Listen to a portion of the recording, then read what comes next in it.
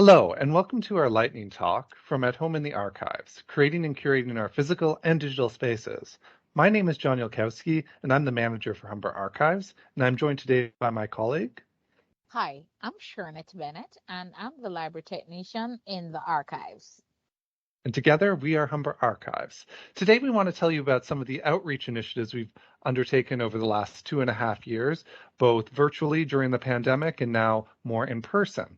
But before we get to that, we want to tell a little bit about the material that's been feeding those projects and those initiatives. And for that, I'm going to turn it over to Shernett to tell us about an impressive digitization project we've been undertaking. Thank you, John. During the pandemic, over 1,000 items were scanned. Major focus was on the historical student newspapers from 1967 to present. I came along in the archives in 2021 and I've embarked on a massive Humber etc. project, which added to our ever-growing reservoir of material to draw on. You can see the stats. For 5 months of being on campus, those were the statistics for scanned items and the percentages. You may be wondering, what is Autumn? Autumn is our new database, Access to Memory. Autumn was launched in May 2022 and will be the permanent home for these digitized objects. We encourage you to visit them on humber.ca/archives. You may be wondering, how did we come up with those ideas? Well, we brainstormed and we came up with a calendar of events for the archives for 2022 to 2023. And this calendar gave us specific dates and focus on exhibitions and events that we were going to host. As you can see from the calendar, we had a woman in sports exhibit, and all those articles were taken from the scanned newspapers and items that are in the database. We also had an exhibition on Humber's past president and the current one, and you will hear about that further. So thank you very much, Shernett.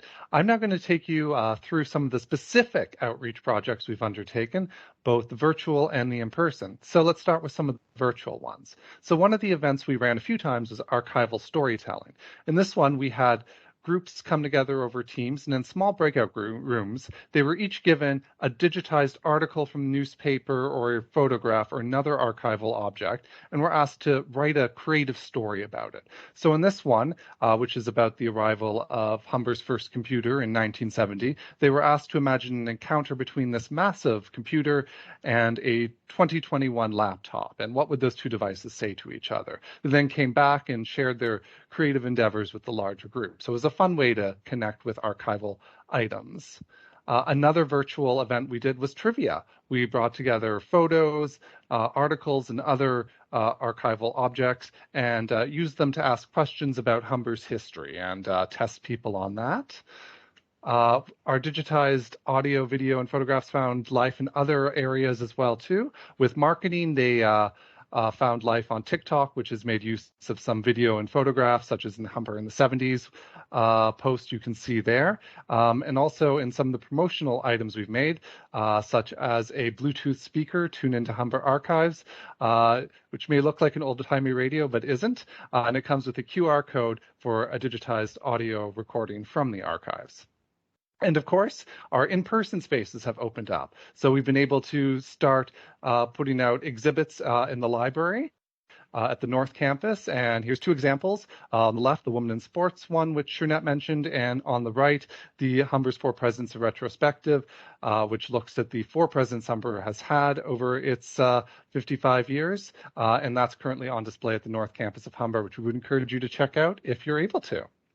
And we're also conducting interviews with key individuals from Humber's past, such as President Robert Gordon, which will give us further content for our outreach activities in the future. And this brings us full circle to what we've been doing, both in person and virtually over the last 2 years to raise awareness. I think some of our main lessons about this have been planning. The calendar has been key in directing our activities and energy, and also we've learned not to be afraid to experiment. We never really thought we'd be raising awareness virtually, but we've done it. And with that, I'd like to thank you all very much for your attention, and please do not ever hesitate to reach out to either of us. We're always happy to talk about what we've learned. Thank you again. Thank you.